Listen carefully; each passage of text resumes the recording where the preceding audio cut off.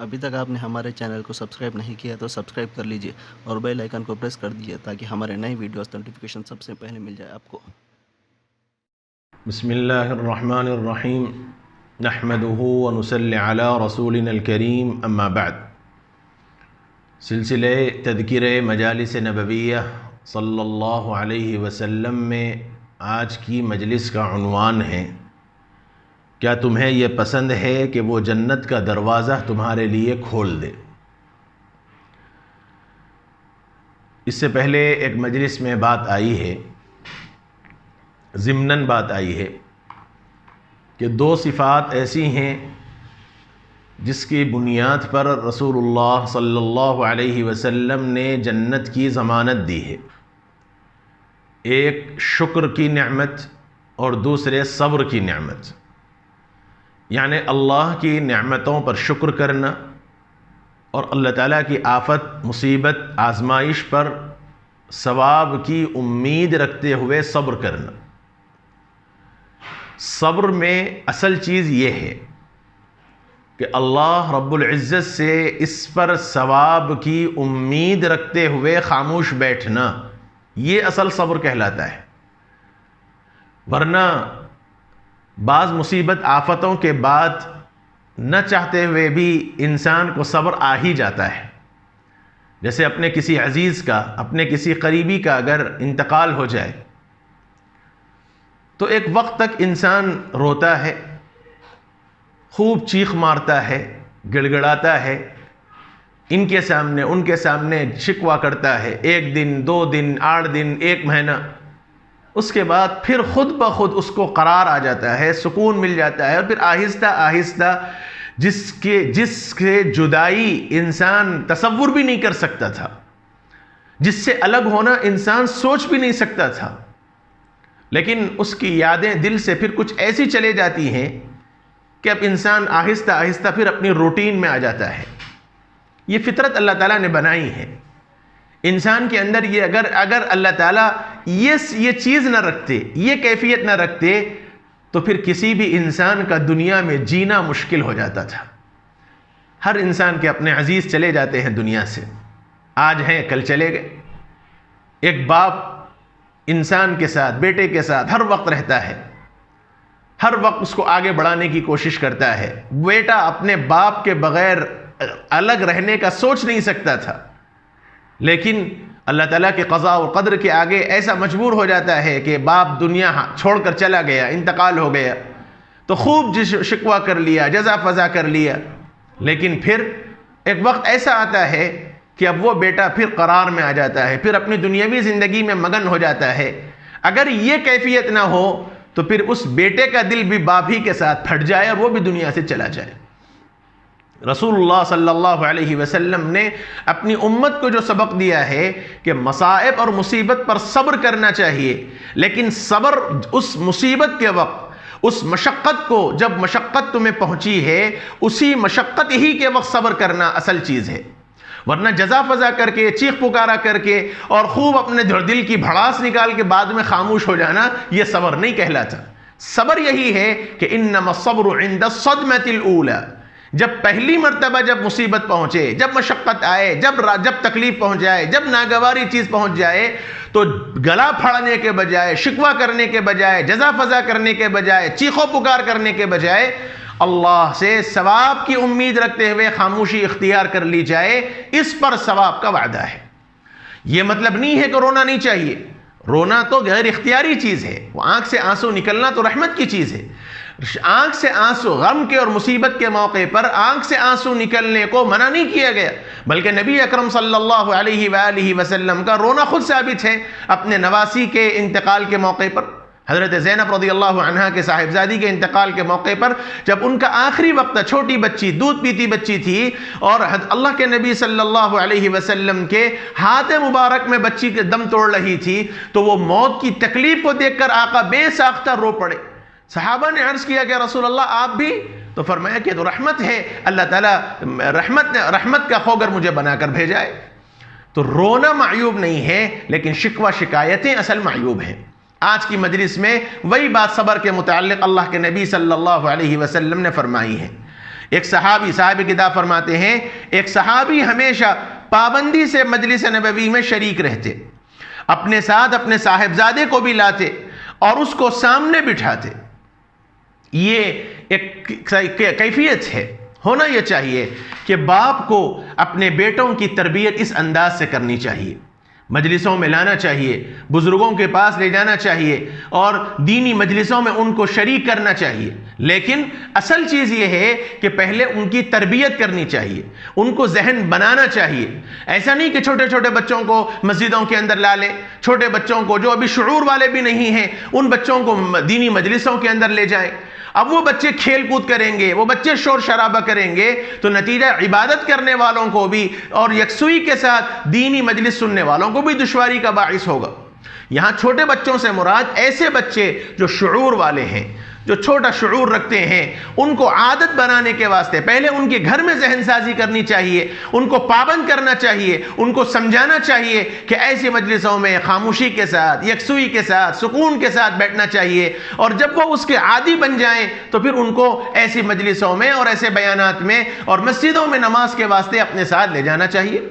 ये सहाबी का मामूल था, वो अपने बेटे को अपने साथ लाते और हमेशा सबके सामने उसको बिठाते। वो सहाबी आज जब नजर नहीं आए, पाबंदी से जब कोई आदमी आता है तो हर एक आदमी की नजर पड़ती है, और फिर आका के मिजाज तो ऐसा था कि हुजूर हर एक पर नजर रखते थे। जब वो सहाबी आज नजर नहीं आए तो आप सल्लल्लाहु अलैहि वसल्लम ने उनके मुताल्लिक हाजिरीन से दरियाफ्त फरमाया। सहाबा ने अर्ज किया कि वो अपने जिस बच्चे के साथ हाजिर मजलिस होते थे उसका इंतकाल हो गया है। हुजूर ने पूछा कि भाई फलां साहब बड़ी पाबंदी से आते थे, वो क्या बात है, क्यों नहीं आ रहे? तो किसी ने अर्ज किया कि या रसूल अल्लाह, अपने जिस बच्चे को वो अपने साथ लाते थे उस बच्चे का इंतकाल हो गया और इसकी वजह से वो आज की मजलिस में हाजिर नहीं हुए। अल्लाह के नबी सल्लल्लाहु अलैहि वसल्लम इख्तिताम मजलिस पर, मजलिस ख़त्म हो गई, इशराक के बाद उनके घर तशरीफ़ ले गए, उनकी ताज़ियत की और फरमाया, ए फुलां, बताओ तुम्हें कौन सी चीज़ पसंद है। हुजूर ने सवाल किया उनका दिल रखने के वास्ते, उनको तसल्ली करने के वास्ते, उनको ज़हनी सुकून पहुँचाने के वास्ते। फरमाया कि बतलाओ तुम्हें कौन सी चीज़ पसंद है। यानी दो चीज़ें हुजूर ने फरमाई, ये पसंद है कि इस बच्चे की उम्र दराज होती, इस बच्चे की उम्र लंबी होती और तुम्हें खुशी होती, यानी बाप की नज़रों के सामने उसका जवान बेटा हो, हट्टा कट्टा हो, तो बाप को एक तरह की खुशी हासिल होती है। तो अल्लाह के नबी सल्लल्लाहु अलैहि वसल्लम ने फरमाया कि बतलाओ तुम्हें इससे खुशी होती कि वो तुम्हारा बेटा बड़ा हो जाता, ताकतवर हो जाता, हसीन व जमील हो जाता और तुम्हारे सामने वो रहता, ये खुशी होती, या तुम्हें यह पसंद है कि वो तुमसे पहले जन्नत में जाकर जन्नत का दरवाजा तुम्हारे लिए खोलकर तुम्हारा इस्तकबाल कर रहा हो। बतलाओ, तुम्हारी जिंदगी के अंदर तुम्हारा बेटा हट्टा कट्टा दुनिया के अंदर रहे, तुम्हें यह पसंद है कि यह बेटा कल तुम्हारे लिए तुमसे पहले जन्नत में चला जाए और तुम्हारे लिए जन्नत में जाकर दरवाजा खोल के जन्नत के दरवाजे पर ठहर कर तुम्हें खुश आमदीद और तुम्हारा इस्तकबाल करने के लिए खड़ा हो। इन दोनों बातों में तुम्हें कौन सी बात ज्यादा पसंद है? यह सुनकर उन्होंने अर्ज किया कि या रसूल अल्लाह, यकीनन दूसरी बात कि वो मुझसे पहले जन्नत में जाए, जन्नत में जाकर जन्नत का दरवाजा मेरे लिए खोल दे और वो मेरा जन्नत में जाकर इस्तकबाल करे। रसूलुल्लाह सल्लल्लाहु अलैहि वसल्लम ने फरमाया वो तुम्हारे लिए इसी काम की खातिर पहुंचा है, यानी वो पहले पहुंच गया जन्नत में और कल तुम्हारे लिए जन्नत का दरवाजा खोलकर तुम्हारे लिए इस्तकबाल करेगा। यह मुस्नद अहमद की रिवायत है। फिर हुजूर अकरम सल्लल्लाहु अलैहि वसल्लम ने एक और रिवायत में फरमाया, जिसकी जिंदगी में उसके 3 बच्चों का इंतकाल हो जाए, जिसकी जिंदगी में उसके 3 बच्चों का इंतकाल हो जाए तो वो अपने वालिदैन के लिए जहन्नम से आड़ का जरिया बनेगा। जिसके 3 बच्चे इंतकाल कर जाएं तो वो 3 बच्चे उस इंसान को जहन्नम में, यानी माँ बाप को जहन्नम में जाने से रोकेंगे। यह सुनकर हजरत अबू दर रज़ियल्लाहु अन्हु ने दरिया फरमाया कि या रसूल अल्लाह, मेरे तो 2 बच्चों का इंतकाल हुआ है, 3 तो नहीं, मेरे 2 बच्चों का इंतकाल हुआ है। आप सल्लल्लाहु अलैहि वसल्लम ने फरमाया कि हाँ, जिसके 2 बच्चों का इंतकाल हो जाए उसके लिए भी यह खुशखबरी है। इस वजाहत के बाद हजरत उबई रज़ियल्लाहु अन्हु ने पूछा, हुजूर के साथ थे, तो हजरत उबई रज़ियल्लाहु अन्हु ने पूछा कि सरकार, मेरा तो 1 बच्चे का इंतकाल हुआ है, यानी 2 नहीं, मेरा तो सिर्फ 1 बच्चे का इंतकाल हुआ है। सलाम हो मेरे आका पर। आप सल्लल्लाहु अलैहि वसल्लम ने फरमाया, हाँ इस पर भी, लेकिन एक शर्त है, एक शर्त है, और वो शर्त यह है कि सब्र सदमा लाहिक होते ही करे। जैसे मैंने बतलाया रिवायत, इन्नमा सब्रु इंद सदमतिल ऊला, कि सब्र तो बड़ी मशक्कत, पहली मर्तबा ही मुसीबत के पहुंचते ही सब्र करना है।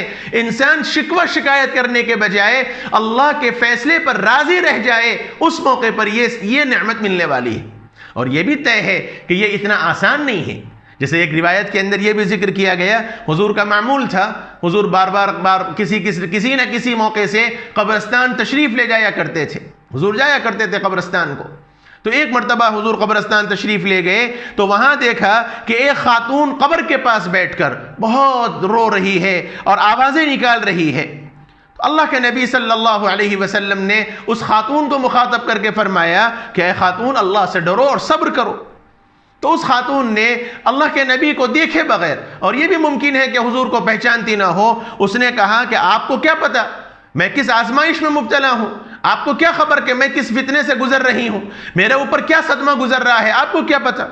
अल्लाह के नबी सल्लल्लाहु अलैहि वसल्लम उसको कोई जवाब नहीं दिए और वहां से खामोश निकल गए। अब किसी ने अर्ज किया कि अल्लाह के बंदी, तुझे मालूम भी है तूने किसके साथ यह बात कही?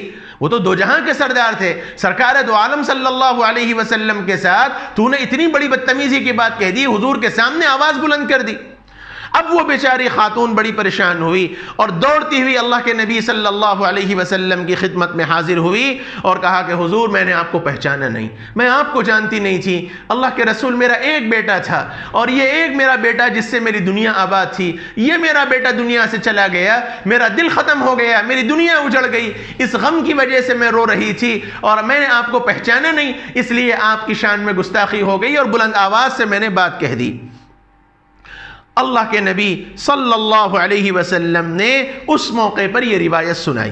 फरमाया, असल सबर तो वो है जो सदमा लाहिक होने के फौरन बात किया जाए। अल्लाह ताला का इरशाद है कि ए इब्ने आदम, जब मैं तुमसे तुम्हारी कोई महबूब चीज वापस लूं, अल्लाह ताला फरमाते हैं अपने बंदों से, ए इब्ने आदम, जब मैं तुमसे तुम्हारी कोई महबूब चीज वापस लूं और तुमको सदमा लाहिक हो, अगर तुम इस पर सब्र करो और सवाब की उम्मीद रखो तो तुम्हारे लिए जन्नत के सिवा किसी और चीज पर मैं राजी नहीं होता।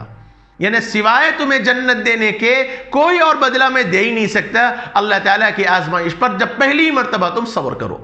इसलिए सब्र करना चाहिए, हर किस्म की आफत और मुसीबत पर अल्लाह से सवाब की उम्मीद रखते हुए अल्लाह ताला की तरफ रुजू करना चाहिए, अल्लाह से नेअमुल बदल मांगना चाहिए। जज़ा फज़ा शिकवा शिकायतें करना एक मुसलमान की शान के ख़िलाफ़ है।